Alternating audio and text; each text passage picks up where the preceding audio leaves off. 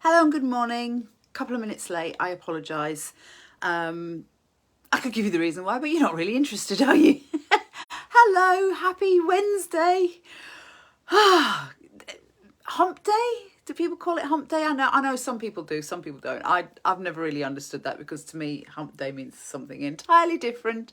So, I hope you're all well, and the sun is finally starting to shine here. So, I've got the summer togs on. Yeah, the summer stuff's come out. Feeling a lot better. Everything's when the sun's out, it completely transforms your mood, doesn't it? It's amazing.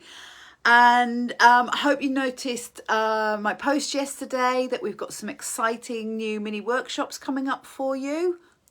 Hope you're going to enjoy that. What we thought was it would be better to kind of give you bite-sized chunks of training and what you need so that you could actually work on that. And then we'll bring you another one and you can work on that. So we're not overwhelming you. We're not expecting you to sort of like commit to 5-day challenges and things like that, because we all know that the 5-day challenges just dip the toe in the water. No, the training that we're going to bring for you is going to be valuable and deep and on that one topic, so I hope you're excited about that, because I know I am, and I know Sarah is. And this is the kind of thing we've kind of been building up to. Sarah and I have both been working with our one-to-one clients for quite some time. And hi, Emma. And really getting into the the things that make us tick and the things that stop us from ticking. So this is what it's all about. It's about clearing out, and so there'll be energy work in there to help you move forward. Absolutely help you move forward. So, but that's not why I'm here, and I've got to be conscious of the time because I've got something else at 1:30.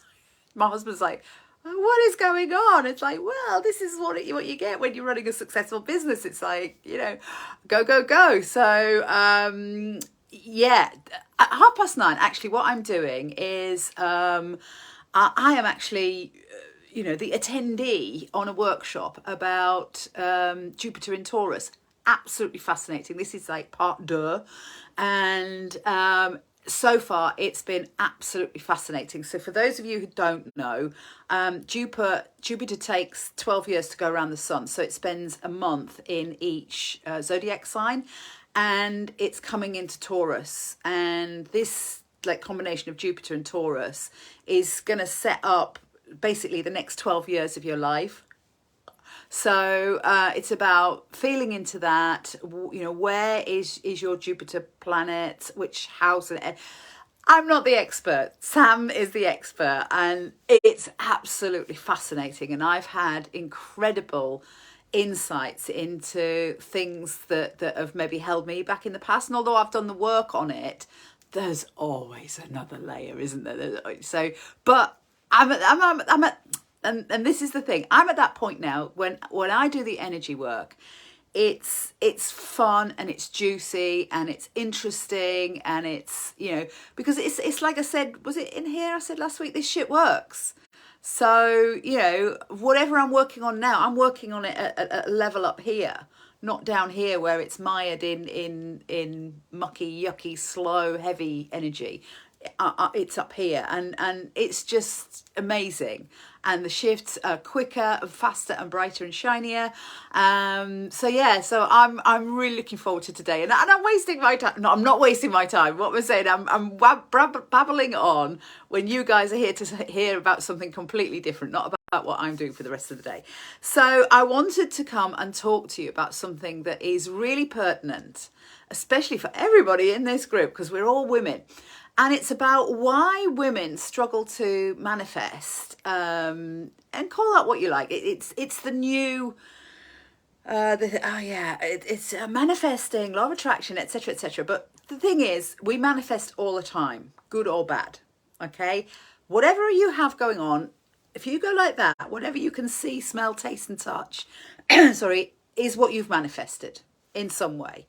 So when people say manifesting, it's not always, you know, roses and unicorns and everything. It's whatever is going on around you. That's what you've manifested. So when women sort of have careers and they start to go in business and things like that, it is always, and I will say this because it's true, it is always that little bit more of a struggle for them to manifest, you know, the higher numbers, the higher rates of pay, the higher rewards, the higher number of clients, the higher bums on seats if they're running programs, the higher product sales if they're selling products, and just getting their voice out there. And at the risk of being a broken record, it is because of the historical societal and cultural implants that we are born with. So we don't even know we've got them, okay? Until I point them out to you. And then you go, aha, thank you for that, Sass. I'll go and do the work on that. So consider it. For hundreds and hundreds of years, okay, we've had a certain set of circumstances, especially in this country, and I suspect, talking to a lot of my kind of multinational friends, it's the same in other cultures, because let's face it, it's kind of planet wide, although some cultures might be a little bit further on at kind of redeeming themselves than others, but not really. It's still there. And that is the fact that in the past, and go back as far as you like, in the past, women were not allowed by law. So this wasn't just, you know, a conspiracy. Laws were passed that prevented women access to education, property, money, their own earnings, and to have a business. They weren't allowed to set up a business and employ people, for instance. Think a bit, like, just about the only thing that women could do that was kind of independent of men was, if you like, the hedge witches that would make the potions for your skin and your boils and stuff like that, and to settle your stomach. You know, that was women's law, and if it rarely, if ever, gained them any kind of monetary reward. You'd get, half a dozen eggs or a chicken, so it was never valued in the same way as, men's work. So without this access to education, how could we kind of understand? And also in the past, if there was, crafts and things, think before the Industrial Revolution, when things were made by machines, everything was made by hand. So yeah, women had jobs, if you like, in cottage industry and things, but they were always run by the men. So the weavers and the lace makers and the dressmakers rarely, if ever, did it, under their own banner. It was Mr. So-and-so, and he had these little pieceworkers working by candlelight in very bad conditions, and that was the women. And things like silversmithing, goldsmithing, woodworking, there would be guilds, and you would have, master makers and guilds, and this is the word where it came from. And by law, women weren't allowed to join the guild. So even if you sat at your father's knee, who was, and learnt the craft from him, and you were very competent at it, you couldn't go out and join one of the guilds. And it was the guilds that got the work. They were the ones that were commissioned by the rich people to make the stuff. So even all the gowns and things and the jewellery and everything, the status symbols that were owned and worn by the rich people were made by the women. Some of them, most of them, obviously the men did all the hard work, with the hard materials, the silver and gold, etc., copper, and smelting things and glass, It was very, very, very, very, very rare for women to even take part in that kind of thing. So we weren't allowed the rewards of our labour to the extent that that our labour was valued. and we were valued in that process. Yeah, we were necessary, but we were never given the credit. We were never given the praise and the kudos. That all went, so the money, the praise, the kudos, all went to the men. And it filtered down very slowly, trickled down to the women. So, we just weren't allowed to manifest by law. This was the law. So this has gone on for hundreds and hundreds and hundreds of years. And I don't know if I've said to you before, in my lifetime, I remember my mom trying to get a mortgage to buy a house when I was a kid. And she had to get her dad to co-sign the mortgage. Yet she earned nearly twice what he did. She was a radiographer. He was a butcher. One instance in our family where the women were earning more than the men. My granddad was, he and my grandma ran a business. Don't be mistaken. She ran the business, but it was his name above the shop because she wasn't allowed to sign papers for leases and for deliveries, and so it was all done in my granddad's name. But trust me, if you knew my granddad, she ran the business. He was quite happy just doing his thing. He wasn't a businessman. It's the women in our family that are the business people, and we always have been. That's a generational pattern that I have. So, and that's in my living memory, and I'm not that old, So this is obviously gone into my energy, and it's probably gone into your energy as well. So what I'm saying is I'm inviting you to look at areas in your life and go back a couple of generations where this has been your truth, or your family's truth, your mother's truth, your grandmother's truth. That, the wealth and the riches and the prosperity and the abundance has had to come through men. Yeah? I've got to say, I'm incredibly guilty of this. I can manifest like tons of stuff through my husband. I'm good at manifesting for myself as well, but I've actually done little experiments on this. They weren't actually that little, where I've actually put it to the test, and I've proven it by asking for certain things, and they've come to me, but through my husband. He's very useful to have around. So, and I'm not saying that like you should do that and rely on that. What I'm saying is look at places where that might actually be a sticking point for you. And it's not conscious. It's not none of this stuff is ever in your conscious, okay? It's not. It's deeper. The layers are deeper. So look at generational patterns. Look at your forebears. Look at your parents. Did your dad earn the money and your mom, even if she had a job, was it as well paid? I mean, things are changing. I know several people, and that was even my case, where I was the breadwinner before my kids came along. And then my kids came along, and I had to give up that job. And that's when I set up my own business so that I could be working from home. So I've always done that. I've always, if you like, earned the money. But that's a generational pattern for me.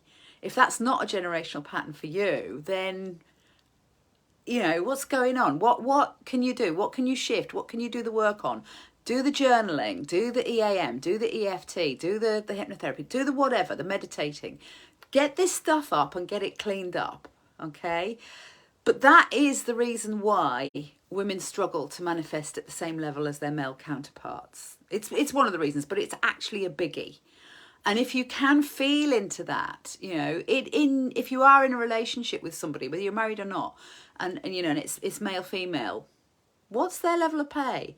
And, the thing about equal pay, I will say it again, which I'm sure you've heard me say before. It was over 50 years ago that this country legislated for equal pay for women. So that, point number one, we had to legislate for it. It wasn't automatic. Like, don't think that these things are just, in the mainstream. They're not.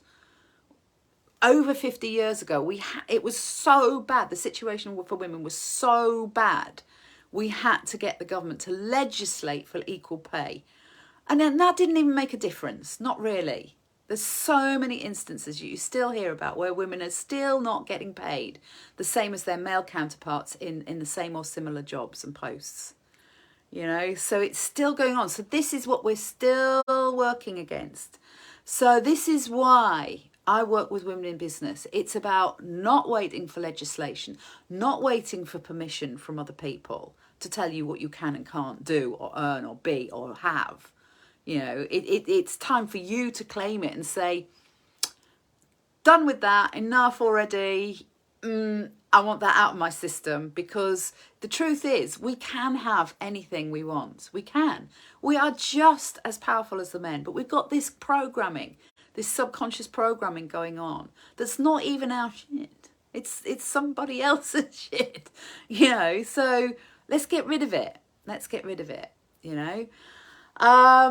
So looking forward to seeing you all again soon. I'm going to sign off because I do have to get ready for my other thing at 12:30, and I'm so looking forward to Jupiter in Taurus.